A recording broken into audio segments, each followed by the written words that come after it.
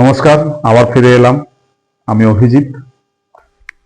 Pension একটা মানুষের কেন দরকার?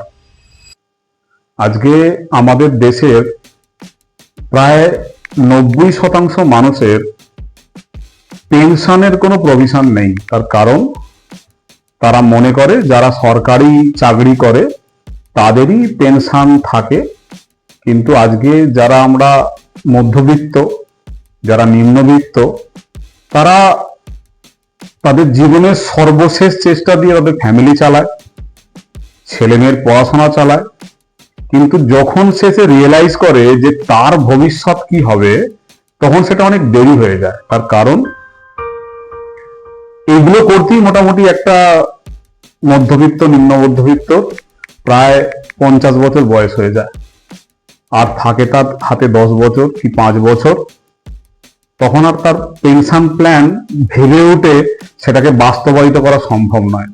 তো সেই কারণে বন্ধু, একটাই কথা বলবো, যখন আপনি প্রথম রোজগার শুরু করছেন, একদম বিগিনিং স্টেজে, আপনি সবকিছু করুন, কিন্তু যাদের সরকারি চাকরি নয়, যাদের পার্মানেন্ট কিছু নেই, তারা অন্তত সামান্য একটা কিছু টাকা লম্বা টাইমের জন্য পেনশনের জন্য ইনভেস্ট করুন। যে আমি 50 বছর বয়সে, 60 বছর বয়সে, 40 বছর বয়সের পর থেকে একটা প্যাসিভ ইনকাম পাবো, মানে সেকেন্ড ইনকাম আমার জেনারেট করব।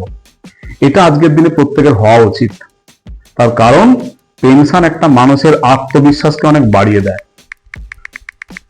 আপনি আপনার পাড়ায় যে সমস্ত বয়স্ক মানুষরা আছে, যাদের পেনশন আছে আর যাদের পেনশন নেই, দুটো মানুষকে দেখলেই বুঝতে পারবেন যার পেনশন আছে সে কতটা আত্মবিশ্বাসী, সে কতটা নিজের সেলফ ডিসিশন নিতে পারে।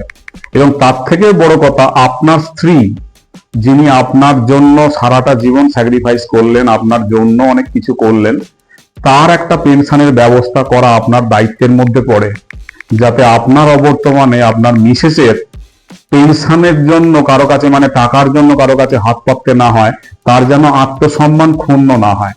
তো সেই কারণে মিউচুয়াল ফান্ডে এখন 100 টাকা মাসে থেকেও এসআইপি করা যায়।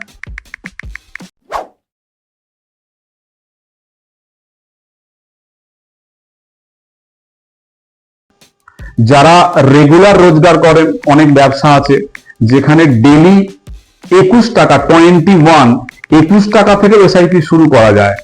তো আর দেরি নয় বন্ধু, আপনার পেনশন আপনি নিজে তৈরি করুন, আপনার স্ত্রীর পেনশন আপনি নিজে তৈরি করুন। মাসে 100 টাকা, দিনে 21 টাকা দিয়েও আপনি শুরু করতে পারেন। ধন্যবাদ।